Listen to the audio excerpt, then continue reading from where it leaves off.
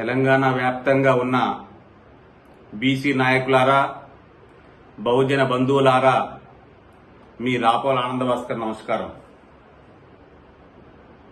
మనం ఐక్యంగా లేకపోవడం వలన మన బీసీ కులాలు అడుగడుగున అలుసు అవుపోతున్నాయి.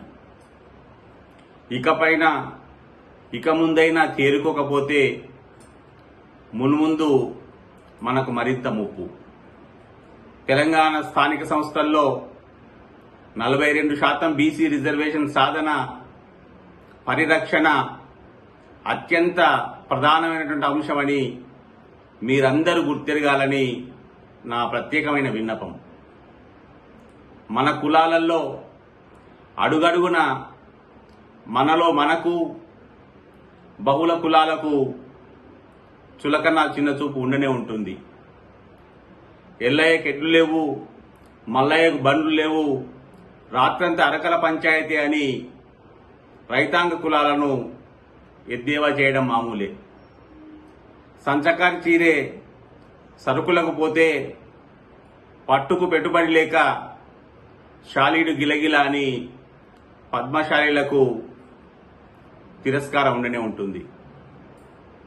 మాట్లాడిన మరక మర్యాదకు పోతే ఇత్తనపు గొర్రెనే అమ్మకాని గతి అయ్యిందని గొల్ల కుర్మల మీద గిల్లుడుంటుంది. గీసిందంతా కళ్ళు కాదు, పోసిందంతా పైస కాదు అని గౌడ బంధువులకు ఎప్పుడు హెచ్చరిక ఉంటూనే ఉంటుంది. పిట్టగొట్టిన పండు లేకపాయే, కొట్టుకొచ్చిన పిట్ట లేకపాయే అని ముదిరాజు కులాలకు ఎప్పుడు తకరారు ఉంటూనే ఉంటుంది. ఈ రీతిలో మన సామాజిక వర్గ జీవనం, మన కుటుంబ జీవనాల్లో నెలకొని ఉన్నటువంటి పరిస్థితులని అలుసుగా తీసుకుంటున్నటువంటి బహుళ సమాజంలోకి సామాజిక సాధికారికత,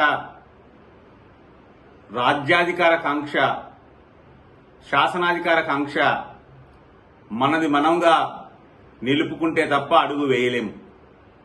అందుకోసమే కులాల వారీగా మన మధ్య ఎన్ని రకాల అనైక్యత ఉన్నా దానిని అధిగమించి మనం బహుజన రాజకీయ మూలకంగా బీసీ కులాల నాయకులంతా అప్రమత్తం కావడం అత్యవసరం.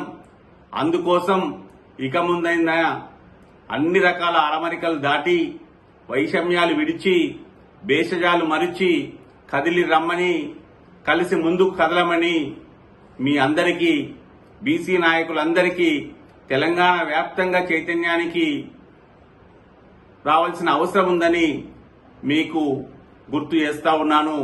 మనం కదిలితేనే, మనం అప్రమత్తం అవుతేనే తెలంగాణలో స్థానిక సంస్థలలో 42% బీసీ రిజర్వేషన్ తెలంగాణ ప్రభుత్వం సమకూర్చగలుగుతుందనే మాట మీకు గుర్తు చేస్తా ఉన్నాను.